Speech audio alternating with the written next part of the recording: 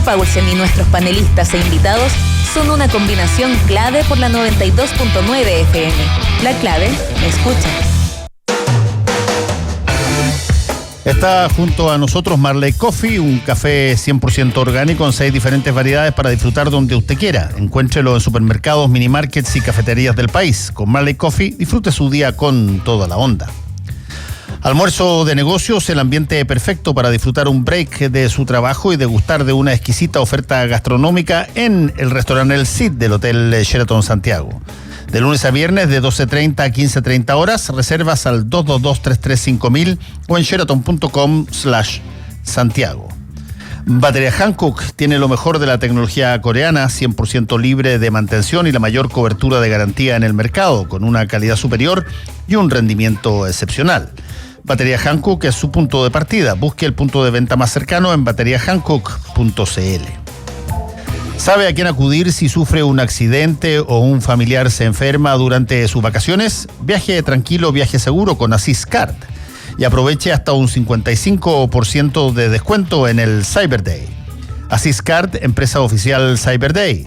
Los puede llamar al 227561059 o visitarlos en www.asiscard.com. Viaje siempre protegido por Asís Card.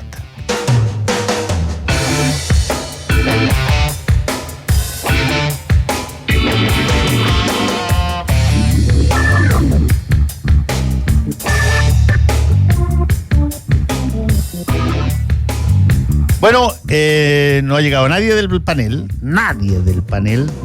Están todos oficialmente despedidos.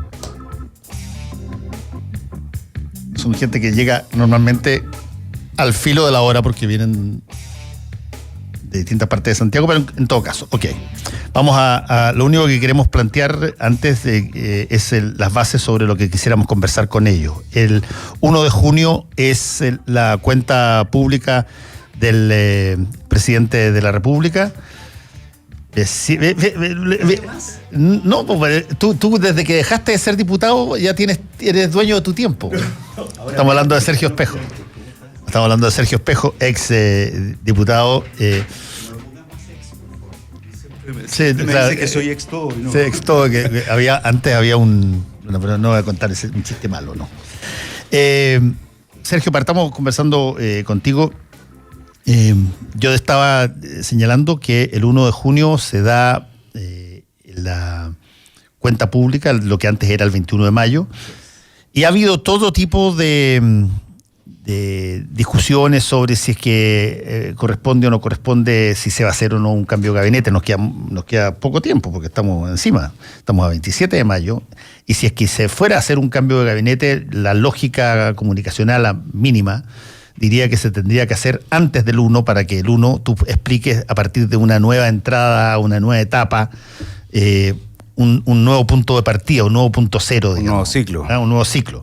Y eso sería. Pero eventualmente puede ser que el presidente decida que no, que está todo bien y que además las cosas no van a sacar a las personas cuando están en la mitad de campañas muy fuertes por reformas legislativas. Hay en el ámbito laboral, está en el ámbito educacional, está la cosa previsional, y por lo tanto hay una expectativa respecto de si es que va a haber o no va a haber, a pesar de que hay varios dentro de la propia Chile Vamos que está pidiendo una remoción, una remodelación más que remoción.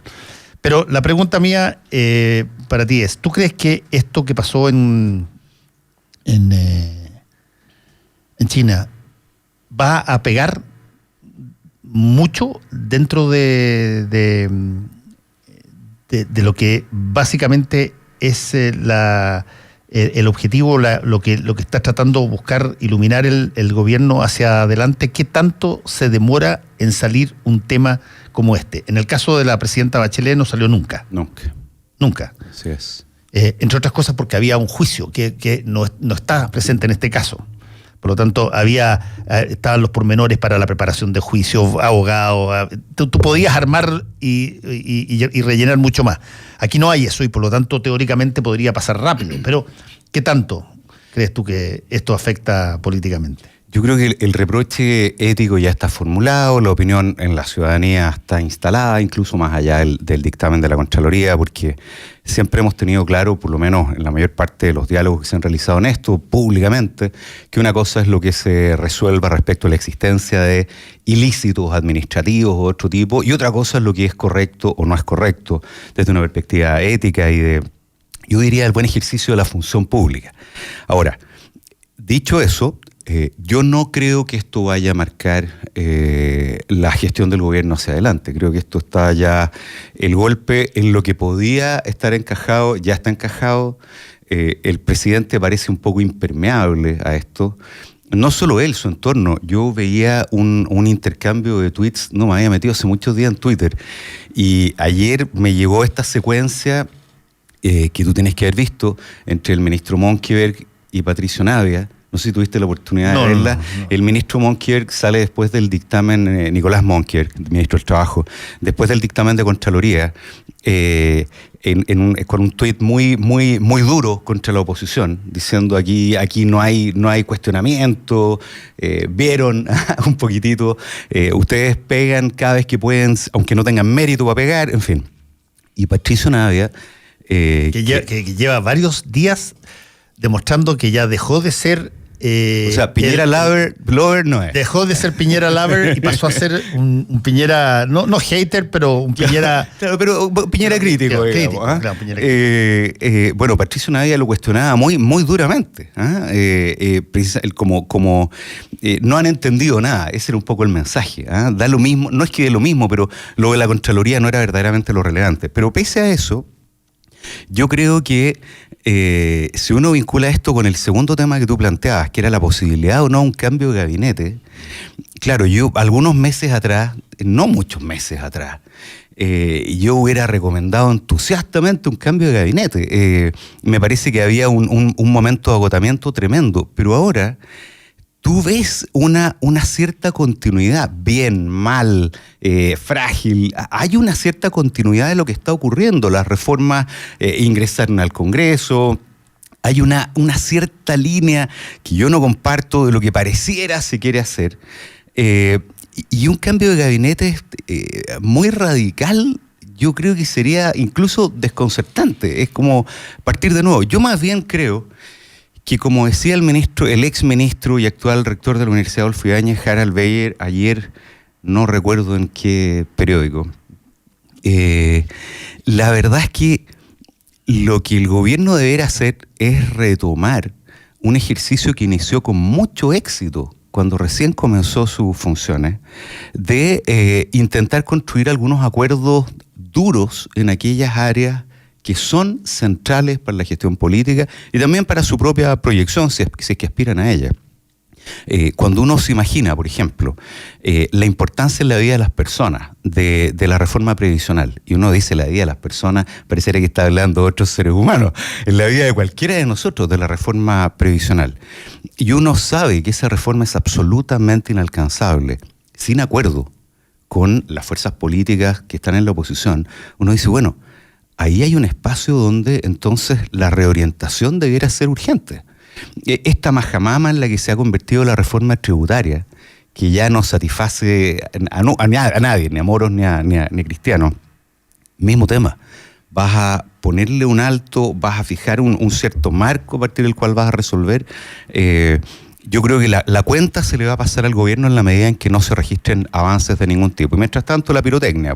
Ya, pero, a ver, miremoslo desde el punto de vista de quién puede ganar o quién puede perder, digamos. Con ese conflicto. Claro, si es que no se puede sacar adelante la reforma de pensiones como la que tú acabas de mencionar, ¿qué es lo que va a regir? Rige lo que ya está. Por supuesto. Y por lo tanto, desde ese punto de vista, ni las AFP van a alegar, ni nadie más va a alegar, porque va a regir el modelo que ya existe. Claro, pero el cansancio ciudadano, que de nuevo suena súper grandilocuente, pero el hastío de cada persona de carne y hueso con que cuestiones que son probadamente importantes, reconocidamente importantes, no avancen en ninguna dirección, golpea, me parece a mí, en primer lugar a quien detenta el poder. Mira lo que pasa ayer en Inglaterra con las elecciones a propósito del Parlamento Europeo. Sí. El partido más golpeado es el Partido Conservador. El del Brexit. El del Brexit. Lo que no significa que no hayan habido votos para el Brexit, porque el grupo que está a favor del Brexit obtuvo la primera mayoría. Sí. Pero la gente, ¿a quién le entrega finalmente la responsabilidad? Al que está a cargo. No, y el que está a cargo. Entonces, yo no recuerdo si esto lo decía o no Harald Beyer, me parece que sí, pero finalmente esta cosa que debe existir en algunos círculos del gobierno, en el sentido de que, mira, si no tenemos acuerdo, la gente va a castigar a la oposición, porque nosotros vamos a decir que son obstruccionistas, que no ayudan, que ellos han impedido el acuerdo. Pareciera que hasta ahí nomás. O sea, quien está a cargo es quien tiene la primera responsabilidad de sacar adelante cada una de estas cuestiones. Y la pregunta para el 1 de junio, para el mensaje presidencial del presidente, es bueno, en este cuadro donde sus cartas están relativamente arriba de la mesa, ¿cuáles son sus principales ideas de reforma, qué sé yo? Donde las candidaturas presidenciales de la misma derecha comienzan a desplegarse también sobre la mesa, aun cuando estamos recién en el inicio del año 2 del gobierno. ¿Cuál va a ser la impronta que va a marcar? Yo aquí me juego con una cosa, yo creo que no va a pasar nada.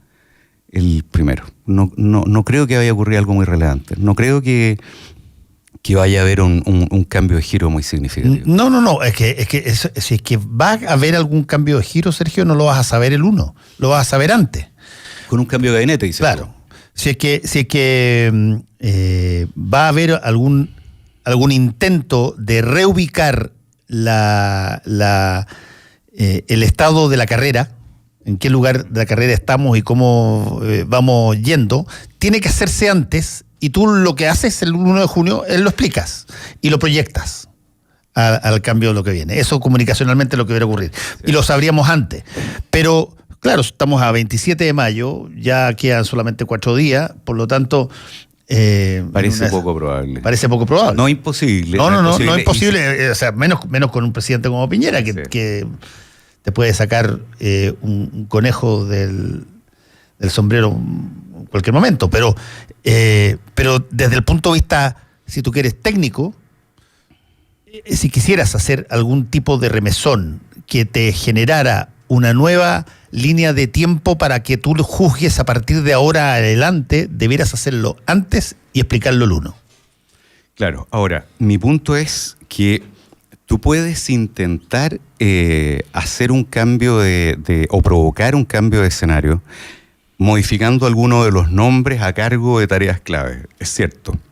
Pero mi impresión es que si tú no cambias el enfoque desde el cual estás parado, no vas a lograr absolutamente nada, porque hoy día lo que tenemos es un empate, con un gobierno que no es capaz de definir una cierta línea de gestión y con una oposición inexistente compitiendo por quién es oposición. Finalmente hay una especie de competencia por quién es el más opositor o el menos opositor o el opositor más razonable o el opositor más consistente, en fin.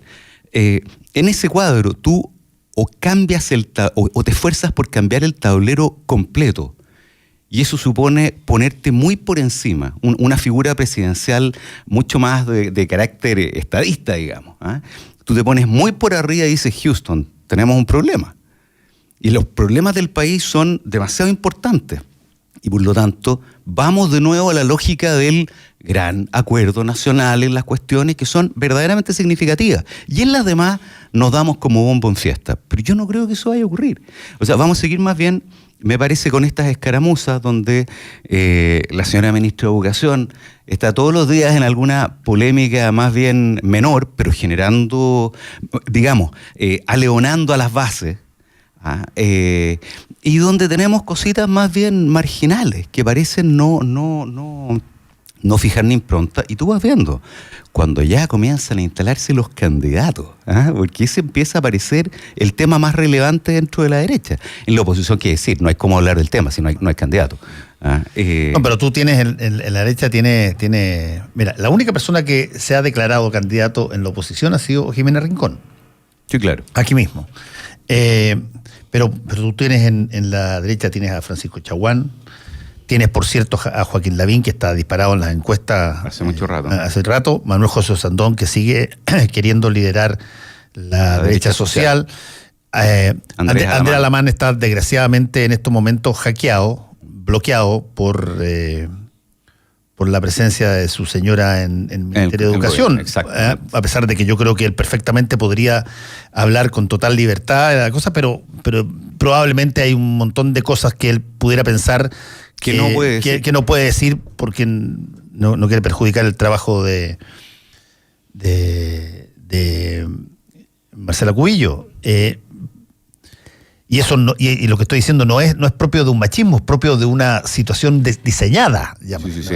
De hecho él lo que planteaban en una filtración ayer, en un artículo muy bien orquestado en La Tercera, creo que era. Muy bien orquestado y muy bien diseñado, estaba muy bien transmitido el mensaje que querían transmitir. Era que básicamente la tesis del senador Alamán era que lo que había que hacer era respaldar al presidente Piñera, no complicarlo frente a esta petición que ha hecho de no adelantar la elección presidencial, y más bien ir construyendo apoyo desde las bases para ganar la nominación finalmente en el Consejo General de Renovación Nacional. Un poquitito a la antigua. Yo tengo la impresión de que esto hoy día se juega en otro escenario, que es más bien difícil ganarla así. Creo que es precisamente en la interacción con las personas, en todos los foros y escenarios posibles, la que te permite construir una complicidad que te sitúa como presidencial. Ahí está el caso de Joaquín Lavín, que mencionábamos recién, que ha demostrado ser un mago en esas ligas. Sí, y bueno, y claro, tú tienes en la oposición, no hay mucha figura, salvo, como te digo, aquellas que se han planteado en la disposición de optar por aquello, como Jimena Rincón, eventualmente Daniel Jadwe puede aparecer como figura. Jadwe tiene lo de Lavín. Jadwe tiene lo de Lavín en el mundo comunista, sí, el mundo izquierda. En el mundo izquierda. Pero tú ves lo que está pasando en lo que era el grueso de la concertación hasta hace muy pocos años, y es una majamama bien difícil de que salga ahí la misma elección del Partido Socialista. Ni Álvaro Elizalde ni Maya Fernández aparecen como personas que eventualmente puedan subirse arriba de un cajón azucarero y dar sus propias bases, digamos. Así es. Puede haber una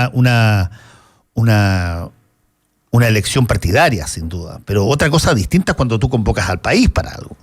Bueno, yo creo que habiendo transcurrido ya tanto tiempo, la oposición todavía no encaja el golpe.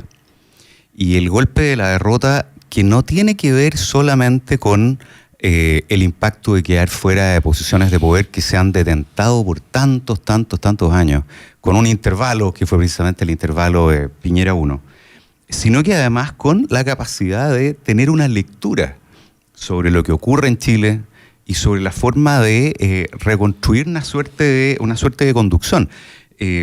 Lo que tenemos es una oposición que insiste tanto en quién es el más opositor, que pareciera que le está gustando esto de ser oposición. Estuviera definiendo la oposición como su domicilio permanente. Este es el lugar en el que nos quedamos ya, ¿sabes qué? Nosotros somos la oposición. Y eso es precisamente lo que más te aleja de la posibilidad de cambio. Volvamos a las elecciones del Parlamento Europeo. Yo estoy bien, que me llamó demasiado la atención. Fíjate que el gran temor que se venía arrastrando por semanas era una ola populista que en Europa a esta altura está muy vinculada más a la ultraderecha. Eso era el temor. Y lo que ocurrió es bien curioso, porque efectivamente el populismo y la ultraderecha ganó posiciones importantes en determinados países, en Italia, en Francia, Hungría, alguno más que se me da en este momento. Pero en las elecciones del Parlamento Europeo, quienes los contuvieron no fueron los partidos tradicionales, pero fueron partidos de verdad, no movimientos sociales, los liberales y los verdes. O sea, si tú quieres, el mundo proeuropeo se está sosteniendo no en base al movimentismo, sino en base a una acción política bien pensada, bien estructurada, conectada, y desde dos posiciones que no son equivalentes. Los liberales y los verdes no están en la misma sintonía. Y sin embargo son capaces de subir sustantivamente su representación y de pasar a formar parte de un entendimiento, un gobierno europeo, proeuropeo, y digamos, contrario a estas prácticas contra la inmigración, aislacionista, etc. Esa reflexión y esa capacidad de organización está ausente en la política de la centroizquierda chilena. Y nos va a pasar la cuenta por un rato más. Y el principal aliado del gobierno seguimos siendo nosotros. Eso es lo único que asegura su proyección, me parece a mí. Sí, y creo que el presidente, que es una persona sensible para este tipo de temas, ¿eh? Tal cual como él lo era la presidenta Bachelet, para el tema familiar, para el tema sí. Son súper sensibles, solo que salen enfrentando este tema de maneras distintas, porque los temas son distintos. En este caso achorado, digamos. Sí. Aquí haciendo tratar de pasar una resolución de Contraloría que básicamente dice de que no hay norma, por lo tanto no hay nada que decir. No hay mucho que decir desde el punto de vista legal, sino que corresponde básicamente a lo que decía hacer cada persona. Hacerlo pasar por un acto de inocencia, digamos. Cuando el tema se sabe que caló. Y se sabe que caló porque cuando tú empiezas a ver en tu sector que te empiezan a decir, oye, ya ahora paremos esta cosa. Tú sabes que en mi experiencia, particularmente la experiencia como parlamentario en su minuto, a propósito de esto que estás planteando ahora, fíjate que aquí hay como dos mundos súper marcados. Hay un mundo que es el mundo de, digámoslo así, los políticos y quienes los asesoran, que están en su entorno, que pueden declarar algo así como: presidente, salga duro nomás, claro. O no importa que salga duro, presidente, la gente lo va a seguir porque finalmente la gente lo conoce, lo conoce y a la gente le gusta la conducción, qué sé yo. Pero cuando tú estás en la feria, o llegaste a la junta de vecinos o al club de adulto mayor, es impresionante cómo este tipo de cuestiones forman parte de lo que las personas te comentan y sobre lo que quieren hablar, más allá de las cuestiones más estructurales, por las pensiones, qué sé yo. Porque pareciera que en estas cuestiones es donde se juega tu contrato con las personas, tu relación, tu vínculo. Y por otro lado, la sensación de que somos todos iguales, pero unos más iguales que otros. Entonces, al final del día, en estas cosas que son percibidas como injusticias, abusos de poder, se va produciendo se va manteniendo una cierta molestia, un rumiar, oiga, esto me cansa, que claramente en esta ocasión, una vez más, no fue bien leído nomás. Y va marcando. ¿Y cuál es el problema? Para volver ahora a mis amigos en la oposición, que en ese momento, en vez de plantearte conduciendo en términos de nosotros tenemos algo mejor que proponer, lo más que tú eres capaz de hacer es intentar canalizar el enojo. Entonces tú gritas más fuerte que aquellos que te están gritando a ti. Y terminas mordiéndote la cola, ¿sí? El perro mordiéndose la cola. Es un círculo del que no sales y no tienes cómo salir.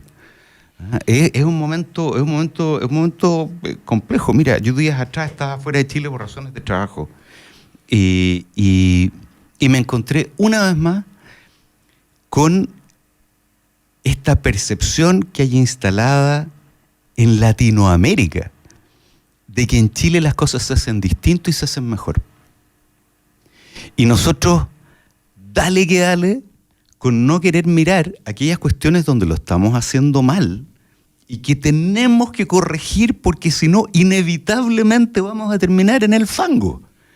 Es una cosa muy curiosa, es como si nuestro carácter isleño de toda la vida, la cordillera, el desierto, el mar, da lo mismo cuánto crezca Pudahuel, da lo mismo que los chilenos vayan a veranear al Caribe, muchos chilenos, no los chilenos, da lo mismo lo que esté pasando, que te conectes con las redes sociales, etcétera.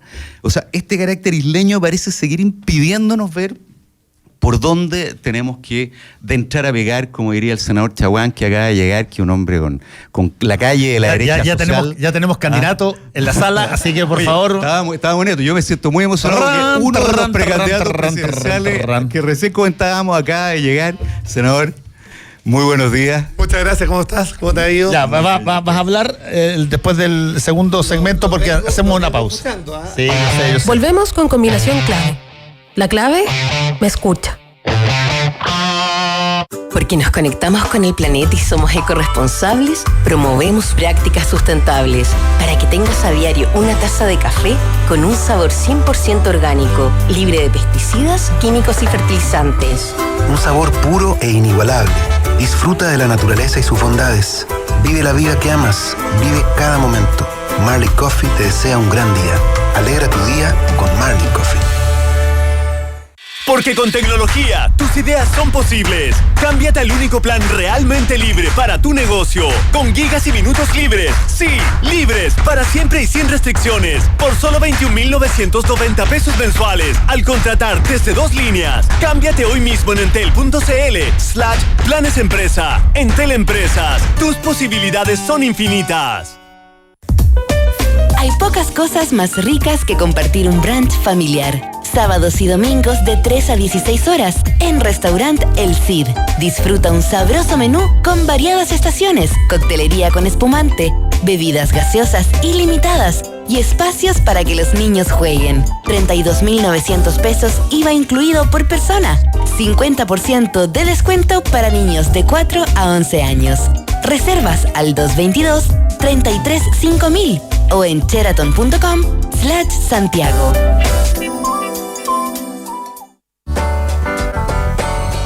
Si quieres escuchar La Clave en tu radio, sintoniza la 92.9 en Santiago. Si prefieres escucharla y verla en tu smartphone, compu, iPad, radiolaclave.cl. Estés donde estés. La Clave me escucha. Fernando Paulsen y nuestros panelistas e invitados son una combinación clave por la 92.9 FM. La Clave me escucha. Empiece su día con toda la energía natural de Marley Coffee, un café de grano orgánico molido al instante con leche descremada. Pruebe el sabor de Marley Coffee en sus 2 exquisitas y variadas mezclas de máquinas self-service, expreso, chocolate fuerte, té chai y otras bebidas calientes. Todo esto lo espera para recargar su día. Con Marley Coffee disfrute su día con toda la onda. Los sábados y domingos de 13 a 16 horas en Restaurante El Cid, disfrute de un brunch familiar, un sabroso menú con variadas estaciones, coctelería con espumante, bebidas gaseosas ilimitadas y espacio para que los niños jueguen. Reservas al 222-335000 o en Sheraton.com/Santiago. Pensando en viajar, ya tiene su boleto y hotel. No olvide su asistencia en viaje tranquilo, viaje seguro con Asís Card. Compre su asistencia en viaje con hasta un 55% de descuento en el Cyber Day. Asís Card, empresa oficial Cyber Day. Llámelos al 227561059. Los puede visitar en www.asiscard.com. Viaje siempre protegido por Asís Card. Batería Hankook tiene lo mejor de la tecnología coreana, 100% libre de mantención y la mayor cobertura de garantía en el mercado, con una calidad superior y un rendimiento excepcional. Batería Hankook es su punto de partida. Busque el punto de venta más cercano en bateriahankook.cl. Estamos de vuelta y ya está con nosotros el senador Francisco Chaguán. Candidato. ¿Cómo estás, Fernando? ¿Cómo estás? ¿Cuántos han ingresado a la Federación Social Cristiana desde el viernes pasado? Muchísimos. Pero sí es cierto. No, yo te creo. Pero eso que, esto va muy bien, esto va muy bien. Esperamos reclutar al panelista Sergio Espejo. ¿Cómo? pero siempre disponible a conversar. Eso es. El diálogo es muy importante. Contarles que ya se desató, yo diría, la carrera presidencial en el sector. Vamos a volver a la nota de ayer. ¿Era en la tercera o era en el Mercurio? No me acuerdo. La tercera. Era la tercera. La tercera. No, yo creo que la cosa se puso entretenida y yo creo que en definitiva le va a hacer bien al sector. Pero claramente desde que asumen los gobiernos ya comienzan las carreras. Nosotros hemos dicho que estamos preparándonos para cuando comience, no queremos adelantarla. pero ciertamente hoy día ya se empiezan a parar los pingos sobre la cancha. ¿Puedo hacerle una pregunta al senador, don Fernando, mientras usted con el mayor agrado? Estábamos conversando con Fernando antes que tú llegaras. Estaba atentamente escuchando. Está muy bien. Y pusimos sobre la mesa los nombres que están en la derecha hoy día y en la centro derecha postulando a la proyección del gobierno. Y también hablaste de la oposición. Sí, lo que pasa es que yo ahí no veo nada por ahora. Más allá de quienes se puedan autoproclamar, digamos, pero yo no veo nada por ahí por ahora. Pero la pregunta es la siguiente. Cuando tú llevas... ¿Cuánto lleva el gobierno? Lleva 14 meses. Sí. Una cosa así. Cuando tú llevas solo 14 meses de gobierno y estás en tu segundo año, que es históricamente tu año de mayor fuerza, es tu año de realizaciones, es el momento que tienes para marcar tu sello, ¿eh? Que no es lo mismo que la aprobación ciudadana, sino tu sello. Y tú ya abres la cancha de esta manera con candidatura. ¿No es de alguna manera una forma de decir, bueno, este gobierno ya no resultó? No. En realidad fue como el piso para que podamos intentar ahora reelegir a la derecha. Este es el año más importante del gobierno del presidente Piñera porque vamos a consolidar la agenda y el programa de gobierno. Y para eso se implica que todos los esfuerzos deben estar destinados a aquello. Ahora, somos un gobierno de mayoría relativa. Y gracias al patriotismo de algunos diputados de Democracia Cristiana y del Partido Radical, que nos han permitido sacar la agenda en la Cámara de Diputados, ciertamente tenemos que avanzar sistemáticamente en que la reforma de pensiones, en la cual algunos diputados del Frente Amplio se dieron el gustito de decir que no estaban dispuestos a legislar, cuando eso es no ponerse y no tener empatía con las personas mayores de nuestro país, o temas como la modernización tributaria, o temas que dicen relación particularmente con la reforma a la salud. Ahora, como autocrítica, ¿qué nos falta para poder consolidar esta acción contundente de este segundo año que va a ser clave para el gobierno?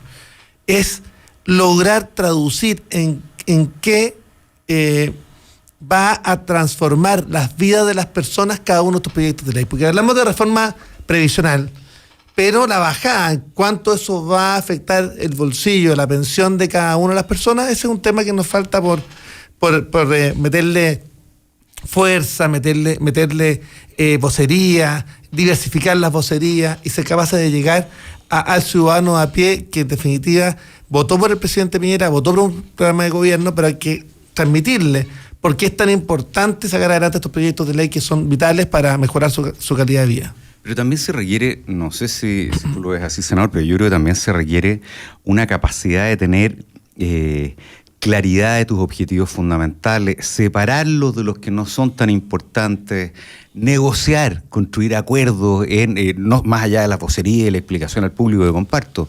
Porque lo que uno ve es, claro, tú señalas algunos votos que han permitido básicamente aprobar ideas de legislar, o sea, iniciar la discusión parlamentaria. Así es. Pero de ahí a sacar un proyecto, tú bien sabes, puede transcurrir hasta el infinito si no tienes la capacidad real de distinguir.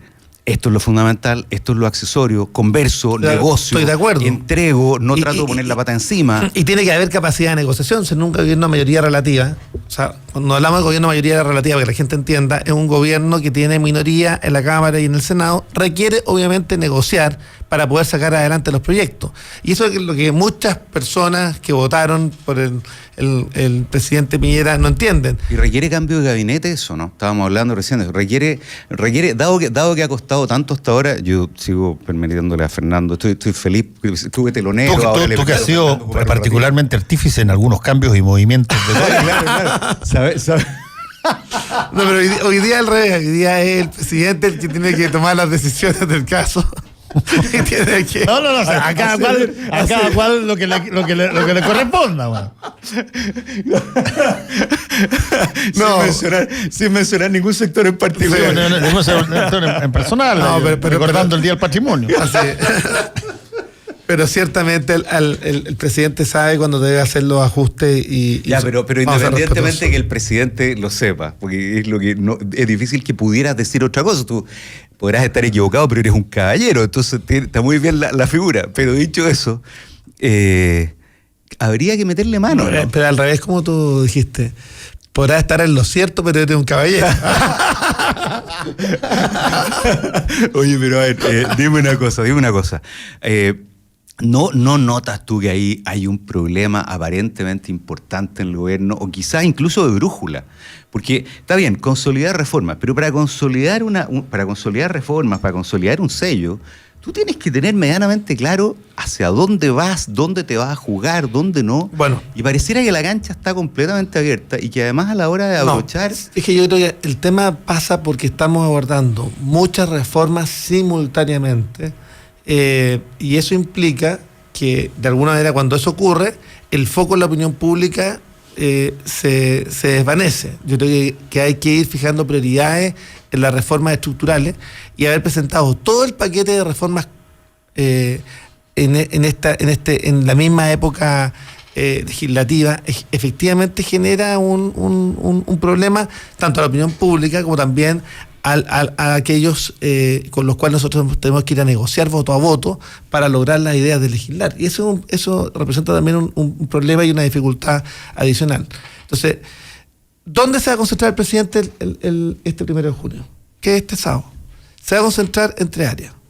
Primero, en clase media protegida, en el programa clase media protegida, y en todo lo que ello significa. Y que uno podrá decir que esto son cosas que estaban anunciadas, sí, muchas de ellas, por supuesto, gran parte del programa de gobierno, y otras que se han presentado proyectos de ley, pero cómo somos capaces de darle contundencia. Desde la Defensoría de las Víctimas, en materia de seguridad pública, hasta los temas que hacen relación con establecer un monto máximo de gasto de bolsillo para aquellas personas que están en FONASA o en ISAPRE. Bueno, clase media protegida va a ser un tema. Segundo tema en la cual va a haber hincapié, seguridad pública. Y ahí también va a haber un esfuerzo muy contundente para los efectos de ver cómo vamos a enfrentar el tema de la seguridad pública.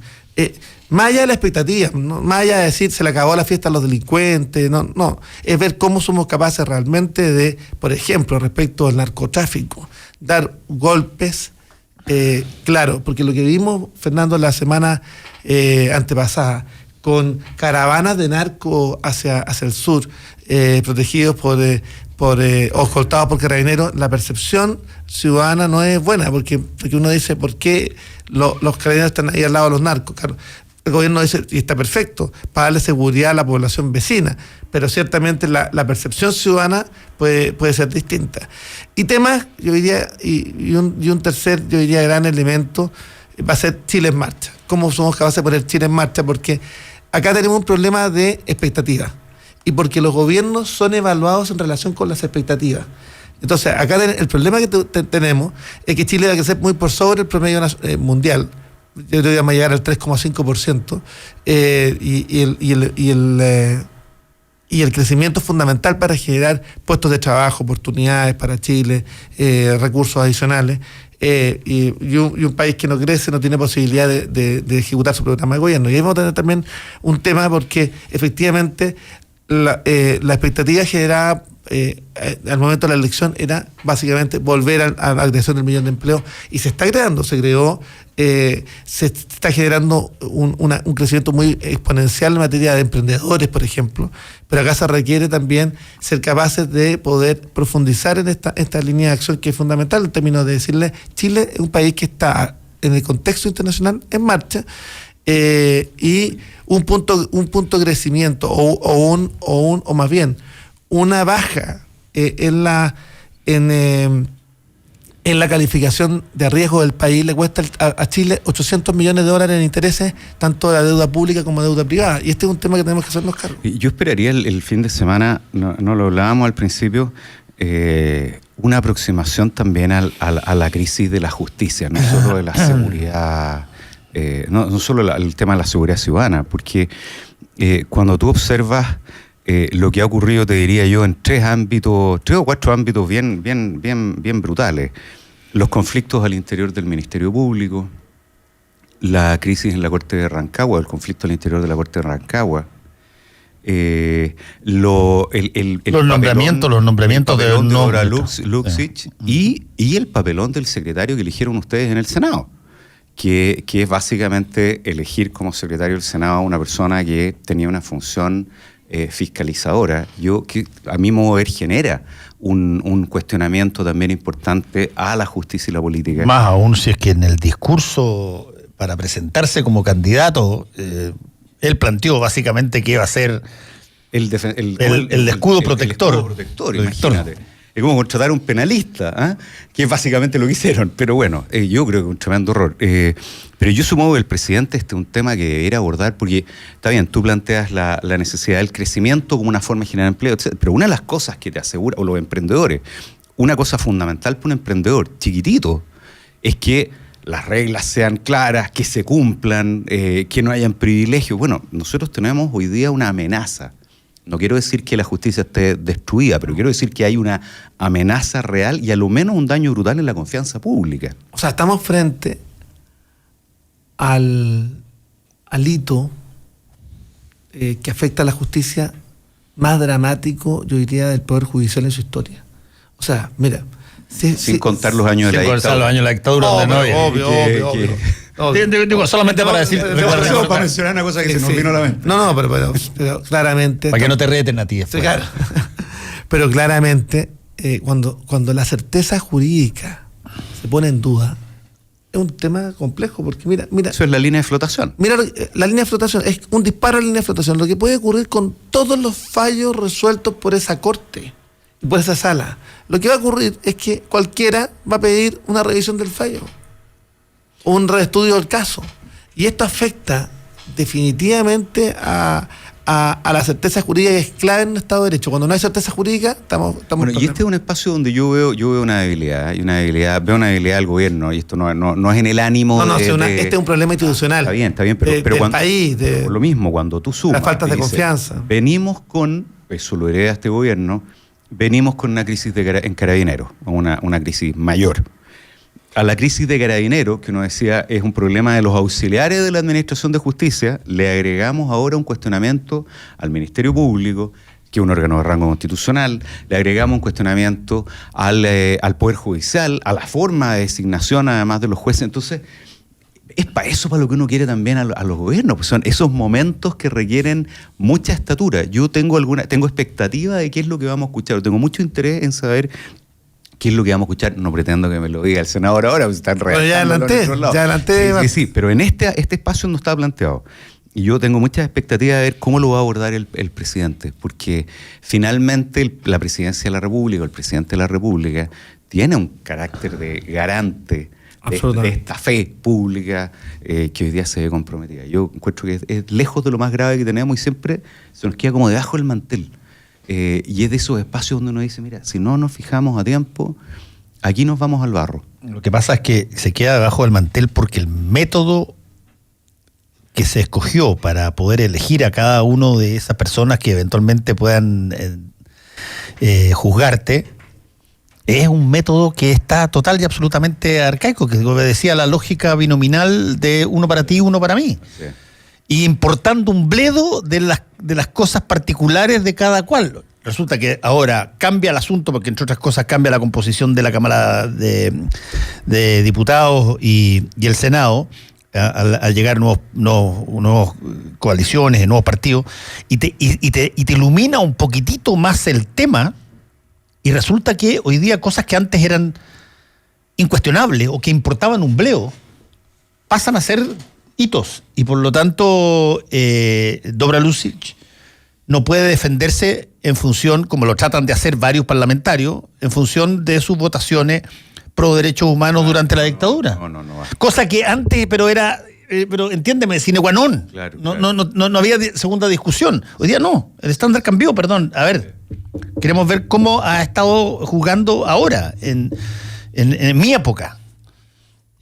Y por lo tanto, eso es una cosa que no estaba contemplada. Hay un presidente de la Corte Suprema norteamericana del siglo XIX, Oliver Wendell Jones, que tenía una frase extraordinaria que aludía a que lo que más orgullo le provocaba al mirar su historia como juez era aquellas veces que había votado en contra de lo que creía y a favor de la Constitución. Y decía que ese era su mayor legado, y que en cada uno de sus votos, a propósito de esta cosa del activismo judicial y otra, decía, cuando lo hice así, no solo fui leal a lo que era mi deber, sino que además marqué la diferencia entre aquello que creo y que tiene que ser reformado y lo que dice la misma Constitución. No, brillante. Bueno, es una figura tremenda. Esto a propósito de lo que dices tú de Dora Luksic. O sea, absolutamente. Nosotros por muchos años, y por razones comprensibles, precisamente por lo que señalábamos hace un rato, sí, el Poder Judicial brilló por su ausencia durante todo el periodo de la dictadura. En la defensa de los derechos de las personas. Entonces, cuando alguien se distinguió de eso... Salvo escasos recursos de amparo que fueron elegidos. No, pero además hubo personas que actuaron en forma extraordinaria, pero que eran tan excepciones que tú podías manejarlos con qué sé yo, con nombre y apellido. Tú citabas a José Canova Robles, tú citabas a un montón de otros, a Carlos Cerda, pero eran excepciones. Entonces, claro, durante muchos años esto bastaba para darte una suerte de licencia. Si tú cumpliste con eso, en realidad lo demás no importa. Pero mira más allá, volvamos de nuevo al mismo tema. ¿Qué cuestiones se discutieron en estos días? Se discutió a propósito de la misma postulación de Dora Luksic.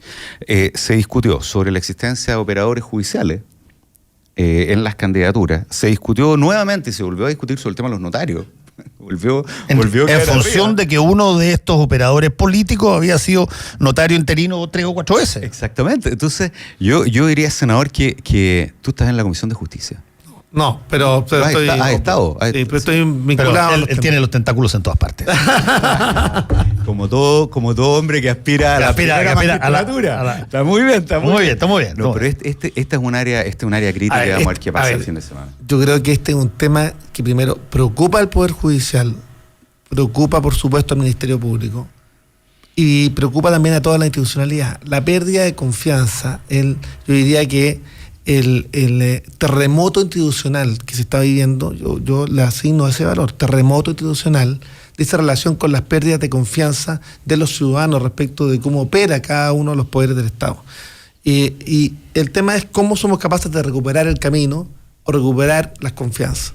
Yo diría que debe ser una de las tareas que tendrá el presidente Piñera en la cuenta pública el 1 de junio, de delinear un camino. Acá no se trata de iluminaciones mesiánica, no. Ni hay bala de plata, no se resuelve tampoco. Con una sola cosa. Esto se resuelve claramente con volver a generar un proyecto colectivo de nación, una mirada a largo plazo, exigir los pilares de la transparencia y la probidad como piezas fundamentales, la rendición de cuentas de cada una de las instituciones como clave para recuperar las confianzas. Y también yo diría que un tema en la cual yo quiero hacerme cargo, o sea, si queremos modificar el currículum educacional y eliminar el ramo de historia o hacerlo optativo, es no entender que los países que requieren reconstruir confianza, requieren reconstruir consenso, requieren de memoria colectiva. Me parece un profundo error hacer la asignatura de historia optativa, como también la de educación física, que nosotros hemos estado junto al senador Girardi pidiendo además que por el contrario se avance, y ya está aprobado en el Senado, está en segundo trámite de la Cámara de Diputados, 1 hora diaria en la educación primaria y secundaria de actividad física. Tenemos los índices de obesidad más contundentes de América Latina. Tenemos que las enfermedades crónicas no transmisibles se están transformando en pandemia. Acá se requiere hacer un cambio sustantivo y por tanto yo creo que el cambio, tanto recomendado por el Consejo Nacional de Educación como el respaldado por el Ministerio de Educación, va en la dirección completamente incorrecta. Y yo espero que la ministra Cubillo, que es una ministra a la que le tengo cariño, afecto, pueda reevaluar, y el presidente también, porque desconocer nuestros procesos históricos o finalmente el currículum de la misma asignatura en tercer y cuarto medio, y no confundida con la educación cívica, que es necesaria adicionalmente si queremos tener ciudadanos cada vez más responsables, es fundamental. Pancho, pero tú tienes, y lo sabes, tienes una fecha que es inamovible, que es este próximo sábado, donde el presidente se va a dirigir al país porque tiene que hacer su cuenta. No sabemos si es que le va a llevar o no le va a llevar cambios todavía. Lo que sí sabemos es que las cuentas públicas, y particularmente aquellas que están calendarizadas... Está estudiando, Sí, por eso te digo, pero las cuentas públicas y particularmente aquellas que están calendarizadas son un extraordinario hito para poder generar una, llamémoslo así... Un punto de inflexión. Claro, exactamente, un punto de inflexión o un nuevo punto cero en caso de que te haya ido la cosa no muy bien, un nuevo punto cero a partir del cual te juzgan a futuro. Un reseteo. Exacto, un reseteo. Sí. No sé si el presidente lo está pensando de esa manera o no lo está pensando de esa manera, pero yo tengo la impresión que nada puede impactar más eso si es que el presidente no sale de ese discurso con algo relativamente más, yo te diría, de mayor calidad argumental respecto de lo que pasó en China o no. Si es que va a seguir diciendo de que lo que Contraloría planteó fue que eran total y absolutamente inocentes de todos los cargos. ¿El tema no está superado? No, pero tanto no está superado que sale Harald Bayer a plantear que el tema está pésimamente maltratado. ¿Y por qué no está mal superado? Mira, hubiese estado perfectamente superado. Perfectamente superado. Sin que hubiesen habido dos personas que intervinieron. Te las explico. Si es que esto sale la resolución de Contraloría, y lee bien y con buena intención el gobierno lo que dice Contraloría. Dice, no hubo norma, Contraloría ha dicho que no hubo norma, por lo tanto no se incumplió en ninguna legalidad y vamos a hacer hincapié que eso no ocurra así en el pasado, colocando una norma explícita al respecto, como lo hemos anunciado ahora. Pedimos disculpas si es que se entendió mal esta situación, como ya lo hizo Cristóbal Piñera individualmente ya. Pero no. Alguien quiso pasarse de listo y quiso que los chilenos vieran en la ausencia de norma, inocencia legal. Y por lo tanto, cuando el ministro del Interior dice, ¿quién le devuelve todos estos días acá, allá? Y cuando el ministro del Trabajo sale diciendo que esta cosa de revela, qué sé yo, si lo que Contraloría básicamente señala es, mira, eso queda al arbitrio de la ética y valores de individuales porque no hay norma al respecto. Ustedes tienen que haberlo hecho. Tienen que haberlo decidido. No lo podemos hacer. Lo que correspondía, a mi mover, es que separar al presidente y dice, he mirado el caso nuevamente y como lo dijo mi hijo en una carta directamente, creo que cometimos un error. No había norma, por lo tanto, quizás no pensamos en esto. Lamentamos, va a haber norma a partir de ahora porque voy a mandar un decreto de ley para que este tipo de cosas no sucedan y espero que las explicaciones hayan estado al nivel de lo que se merecían. Punto. Y vamos a otra cosa mariposa. Pero no. Es imposible. Como yo le puse en la editorial de hoy día, esa canción de Elton John, pedir perdón parece que es la palabra más difícil de todas. Porque tienes que ponerte colorado. Pero si que tú tratas de decir que ganaste la pelea porque en realidad era total y absolutamente legal lo que hiciste y que estaba bien hecho, no. Ni en tu propio sector cala eso. Entonces, tienes que despejar eso, para mi modo de ver. Y la forma de despejarla, lo único que lo puede hacer es el presidente de la República. Ahora, yo no ocuparía el mensaje del fin de semana. No, esto tiene que ser antes. Sí, pero si ya no se hizo. Si el problema es que ya no se hizo ya. Sí, yo creo que pasó sí. Yo creo que pasó la... ¿Cómo ha cambiado, pasó la vieja, cómo ha cambiado nuestro vocabulario? No se atrevió a decir la vieja. No se atrevió a decir la vieja. No. Pasó la oportunidad. Pasó la señora. Porque yo creo que claramente el hijo del presidente pidió disculpas públicas. Se señaló que el tema había sido poco prudente. Se señaló que además iba a haber normas. Yo creo que el tema está superado. Yo creo que recurrir nuevamente a esta temática lo único que hace finalmente es concentrarnos en una anécdota. Y el tema yo diría que es de fondo. El mayor pecado fue que en definitiva la opinión pública se quedó con la anécdota y no con lo extraordinario que fue el viaje a ese Pacífico, donde Putin, Xi Jinping y el presidente Piñera fueron los 3 únicos oradores en el seminario de la Franja y la Ruta, donde se está preparando un desembarco sin precedentes de inversión china y de Corea del Sur a nuestro país. Y lamentablemente la política está hecha de anécdota. No estoy diciendo que esa sea por culpa de la prensa, no. No, pero además... No, es culpa también de no ajustar todos y cada uno de los elementos de juicio que puedan tener repercusión pública, pero yo creo que se asumió que se cometió un error, que faltó prudencia, y ya el propio hijo del presidente pidió disculpas y el presidente está mandando una norma, y con eso yo creo que el tema se zanjó y está superado. Sí, pero convengamos una cosa. Cada vez que alguien sale desde el gobierno de turno, porque también lo hicieron en el gobierno de la presidenta Bachelet, ya creemos que está lista y superada la cascada, y dice esa misma frase: yo creo que el problema está superado, es que no está superado. Mira, creo que era Mirko Macari que en el segmento anterior decía una cosa, lo decías tú, no me acuerdo. El lunes en la mañana estoy muy golpeado. Decía, mira, si más allá de... ¿Estás muy golpeado por el fin de semana? Fue el fin de semana. No, porque además la Chile ganó ayer. Pero, tenía... No, mira, la pusieron. Estaba buscando la alternativa. Estaba buscando el espacio. Pero decía algo así como, este es un tema que se acabó, ya no se habla más, quedó en un archivador. Y ahora, cada vez que pase algo que se parezca un poquitito, vamos al archivador, vamos a sacar el tema. Esta es como la tontera de Varela con sus hijos campeones. Cuando el exministro Varela se le ocurre meter a sus hijos en el asunto con la cosa de los campeones, los cagó de por vida. Y cada vez que sean mencionados, alguien se va a acordar y decir, este es uno de los campeones. Fíjate que todavía, una tontera. Lo podéis terminar de una vez por todas y termínalo bien. Todavía es más barato terminarlo. Sí, aunque mucho más barato terminarlo que el costo que tenés que pagar por mantenerlo. Es más barato terminarlo, pero bueno. Pero el tema, yo diría que el tema de fondo es otro. El tema de fondo es nuestro gobierno, un gobierno que se basa en la meritocracia. No, que ha declarado que esa es su aspiración. Permíteme pero tener entonces, alguna... No, por eso te digo. Viene una nota en el mostrador hoy día compleja a propósito de licitación. Pero el tema de la meritocracia es un tema fundamental, y yo diría que por lo mismo se requiere mucho más prudencia de todos los actores, porque yo diría es parte importante del relato. Sí, claro. Claro, obvio.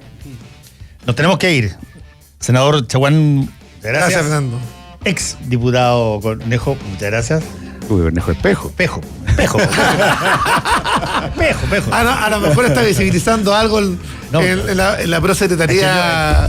Que yo soy Espejo, fue mi padre Paul en Espejo. Así que en una de esas, capaz que hasta... Uno nunca sabe. Yo averigüé que Espejo es español sefaradí. Sí, así es, pues, del sur de España, así es. Para que tú veas. Así es.